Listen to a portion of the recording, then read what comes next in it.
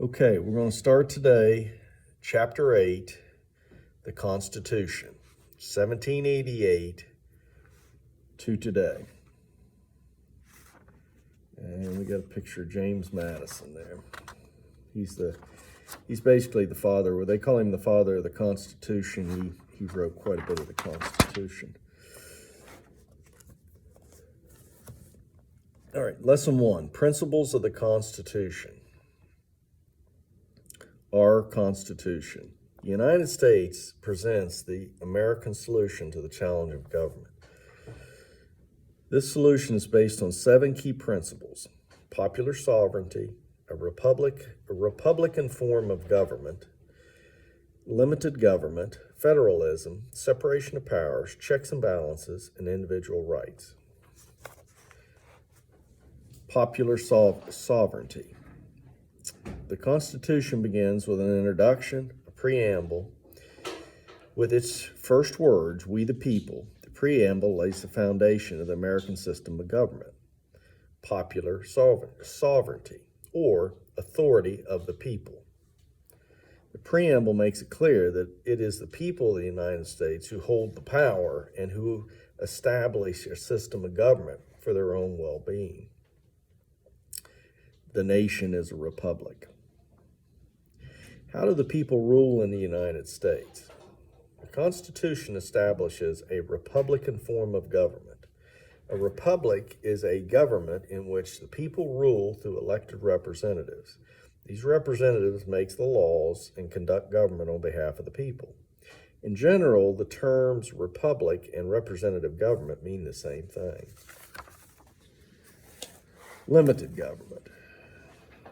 The framers, that was the framers of the Constitution, were wary of a government that might take away people's rights or favor certain groups.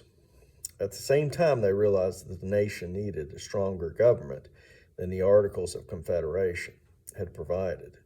Their goal was to establish limited government, in which the powers of the government are strictly defined. A limited government has only those powers that are given to it by the people. Federalism. The original 13 states had fought hard to win independence from Great Britain. The Articles of Confederation protected that independence, but it failed to create a strong national government that could deal with the challenges a young nation faced. The United States had a federal government where the many states governments and the single federal government shared the power. This system was known as federalism. The Constitution created the federal system. It explains how powers are distributed among different levels of government. The Constitution spells out the powers given to Congress and establishes the executive and judicial branches. The Constitution lists enumerated powers, or those powers that are specifically given to Congress. Enumerated powers include the power to coin money, regulate interstate and foreign trade, maintain the armed forces, and create federal courts. The states cannot exercise these powers. Now, the reserve powers are those powers that belong to the states. The Constitution does not specifically list the reserve powers. The 10th Amendment declares that all powers that are not specifically granted to the federal government are reserved to the states. The reserved powers include the power to establish schools, pass marriage and divorce laws, and regulate trade within a state. Under the Constitution, the federal and state governments share these two powers. These are called concurrent powers. Examples of concurrent powers are the right to raise taxes, borrow money, provide for public welfare, and carry out criminal justice. Each state and federal government can exercise these powers at the same time.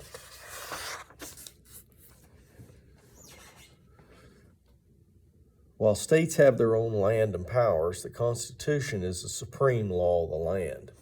If a state law contradicts the Constitution or the federal law, the Constitution or the federal law prevails. This is stated in Article 6, Clause 2 of the Constitution, the Supremacy Clause. Separation of powers. To make sure that no person or group in government has too much power, the Constitution provides for separation of powers. This means that the Constitution separates the legislative, executive, and judicial branches of government. It then places these powers in different branches of government.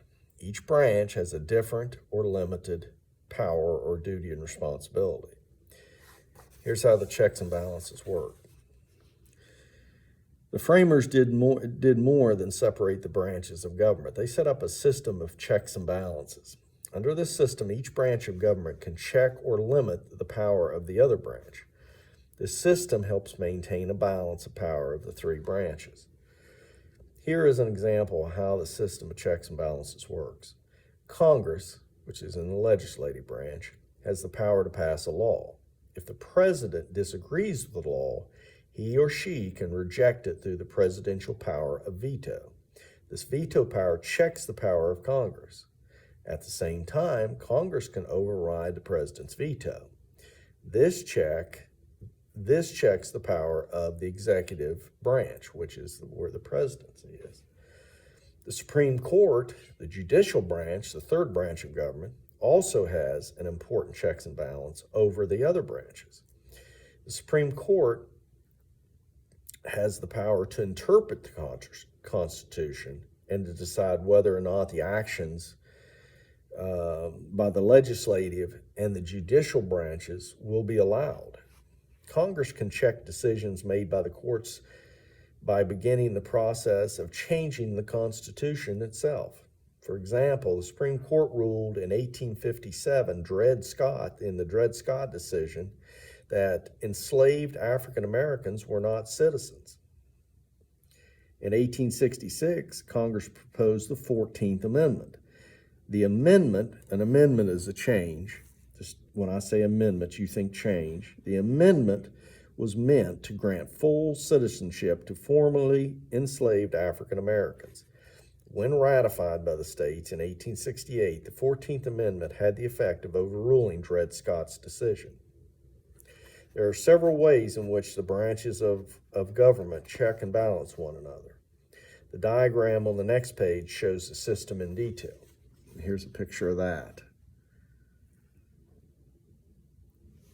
Individual rights. The Constitution that the framers wrote in 1787 did not have a Bill of Rights.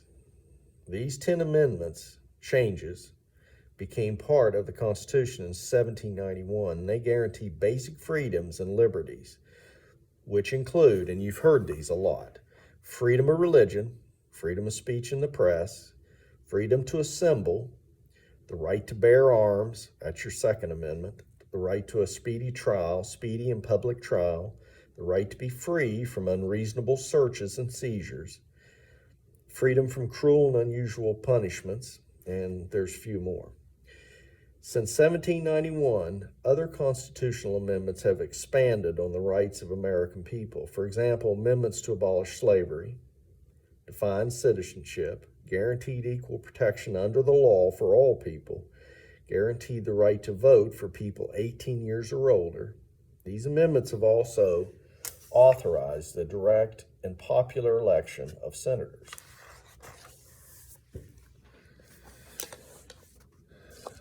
This next section is how to amend the Constitution. Amending the Constitution.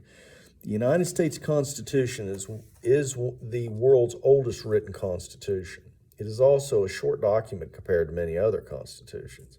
It's clear and direct and has helped support stable government for over 2 centuries. At the same time, the Constitution has enabled government to adapt to changes and deal with changes that the original framers of the Constitution back, in the 1700s never dreamed of. From radio communications to nuclear power to space exploration to the modern internet, computer era and internet era that we see today. The Constitution is changed as a result of formal amendments. The framers allowed for this process. They allowed for this amendment process when they wrote the Constitution. They allowed it to be changed, in other words. People have suggested many hundreds of amendments over the years, yet the nation has only amended the Constitution 27 times. The framers deliberately made the amendment process difficult. And they did such an excellent job writing the Constitution in the beginning that it's really only had to be changed 27 times. As the diagram shows below, amending the Constitution involves two steps. You want to look at this. Diagram and follow along. The first is a formal proposal and amendment. Congress can do this by a 2/3 vote. Also, 2/3 of the state legislatures can call a convention to propose an amendment, though this method has never been used. The second step in the amendment process is ratification. Ratification of an amendment requires approval by 3/4 of the state. States can ratify an amendment at either a state convention or through a vote by the state legislature. Amendments have brought significant changes to the nation. In addition to protecting our rights, amendments have extended the right to vote to a larger share of the population. The 15th Amendment sought to ensure that African American men had the right to vote. The 19th Amendment extended voting rights to women. That was in 1920. The 24th Amendment outlawed poll taxes, giving people the ability to vote. And the 26th Amendment lowered the voting age to 18. That was during the Vietnam War. Formal amendment is one way that the Constitution has changed. The language of the Constitution has always been subject to different interpretations. For example, over history, Congress has claimed for itself certain implied powers. These powers are suggested but not directly stated in the Constitution. The source of an implied power is Article 1, Section 8 of the Constitution. Here is found the necessary and proper clause, or the elastic clause. This clause directs Congress to make all laws which shall be necessary and proper for carrying out its duties. Also in Article 1, Section 8, in the Commerce Clause, this gives Congress power to regulate commerce with foreign nations and among states. Congress used to use this clause to expand its powers into areas such as the regulation of television that did not appear when the framers of the Constitution wrote the Constitution and approved it back in 1791. There was no television. Lesson 2, Government and the People. The federal government. To achieve separation of powers, the Constitution divided the federal government into 3 branches. They are called the legislative, executive, and judicial branches. The nation's legislature. Congress is the legislative branch of government. It has 2 houses, the House of Representatives and the Senate. Currently, there are 435 voting members and 6 non-voting delegates from the District of Columbia, Puerto Rico, Guam, American Samoa, the Virgin Islands, and the Northern Mariana Islands. Representatives must be at least 25 years old, and they serve 2-year terms, and there is no limit to the number of terms a person can serve. The number of representatives from each state is based on the state's population. States with more people have more representatives in Congress, though every state has at least one. Federal government resets each state's share of representatives of the 435 House seats every 10 years. A state's number of representatives go up or down depending on the population changes. So Wyoming has one very small population out there, where California has many. I can't remember how many, but they have several. They are the most populous state in the country. The Senate has 100 senators. Now you have the House of Representatives and you have the Senate. Senate is the other house of Congress. It's the other body of Congress. The two together, they make up Congress, what we call Congress. The Senate has 100 senators. That means 2 from every state. Senators must be 30 years old, and they'll serve a 6-year term. Only a third of the seats come up for election every 2 years. As with House members, there are no term limits for senators. Article 1 of the Constitution describes the role of Congress. Congress makes the nation's laws. These laws are not just rules for behavior. Congress passes laws that impose taxes and authorize spending of money. It creates government programs. Congress also has the job of declaring war. It's not the president that declares war on a country. It's Congress that makes a formal declaration of war. Both houses of Congress must agree on a bill or a proposed law. Both houses. Once both houses do, this bill will go to the president. The president then signs the bill and it becomes law, if he does it. Otherwise, he has the power to veto, remember. The executive branch. The executive branch is led by the president and the vice president, who serve 4-year terms. It also includes the president's cabinet, or his top officials, and many other offices, departments, and agencies. The executive branch's main job is to administrate or carry out the laws passed by Congress. The president does not, however, propose laws to Congress. The president has many other powers laid out in Article 2 of the Constitution. These include directing foreign policy, naming of ambassadors, negotiating treaties with other nations. The president is also the commander-in-chief of the armed forces. The Constitution places the military under the control of the president, who is a civilian. The framers realized that if the military force were not controlled, it could endanger the nation. In other words, we don't want our government run by a military dictatorship, as you have seen in the past. The judicial branch. Article 3 of the Constitution establishes a Supreme Court and allows for Congress to create lower courts. Congress established district courts, which are the main trial courts for the federal court and appeals court, which hear cases on appeal from the lower courts. There are several other federal courts as well. For example, there is a special federal court for hearing bankruptcy cases. Bankruptcy is a legal process for people or businesses that cannot pay off their debts. The Supreme Court is at the top of the United States legal system. It rules on only the most difficult legal questions, and its rulings are never appealed. The Supreme Court also has the power of judicial review. The court can review the actions of the executive and legislative branches to determine whether they violate the Constitution. Members are nominated by the president and approved by Congress. Today, the Supreme Court is made up of 9 justices, the Chief Justice and 8 other justices. The Constitution gave Congress the power to set this number. Justices serve no fixed term unless removed for bad behavior. They stay on the bench until they retire. The main duties of the justices are to hear and rule on cases they choose from among thousands that are presented to them each year. They listen to arguments, and then they must present and explain their decision, called the court's opinion.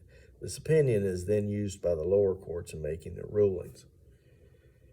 What it means to be a citizen. Citizens of the United States enjoy certain rights and liberties. Being a citizen also involves some responsibilities. Our rights. This is our rights. Our rights fall into 3 main categories. The right to be protected from unfair government actions, the right to be protected, to be treated equally with others, and the right to enjoy basic freedoms.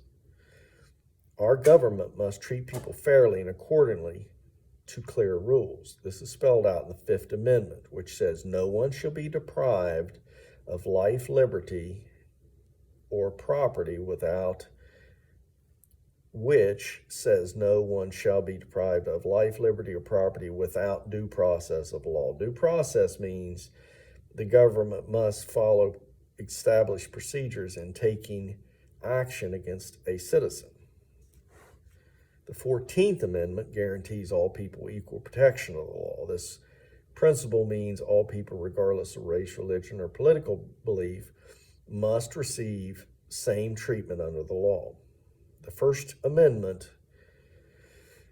outlines many of our basic freedoms. These include freedom of religion, freedom of speech, freedom of the press, freedom of assembly, and freedom of petition. The framers, when I say framers, I mean the people that got together and actually wrote the Constitution, knew that in a free society in which people rule, people must be able to share ideas. Our rights and freedoms have some limits, though.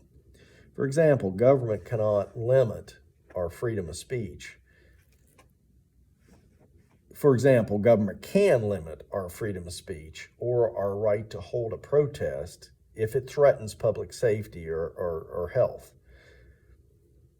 Also, another person's exercise of his or her own rights cannot take away the rights of other people's. Limits on rights and freedoms must be applied equally to all people. In other words, you may have freedom of speech, but that doesn't give you the right to run into a crowded movie theater and yell fire if there's no fire and people get hurt, at trampling themselves trying to get out the door. There's a limit on your freedoms. The duties and responsibilities of citizenship. A citizen is a person who owes loyalty to a nation, is entitled to its protection. For the most part, anyone born on U.S. soil is automatically a U.S. citizen. U.S. soil includes American territories and military bases around the world. Citizenship is also granted to anyone born outside the United States if one parent is a U.S. citizen. A person who was born in another country can become a citizen through a process called naturalization. With citizenship comes duties and responsibilities. Duties are things we must do, while responsibilities are things we should do. Citizens have a duty to obey the law, pay taxes, sit on a jury if called. Another key duty is defending the country. All males 18 years or older must register for the government in case they are needed to serve in the military. That's the selective service. Responsibilities are things a person should do, though they may not be required by law. However, if people do not fulfill the responsibilities of citizens, the quality of our government and communities are diminished.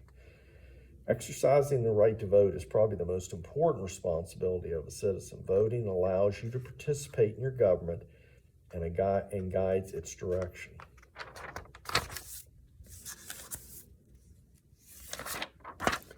And that is the end of chapter 8.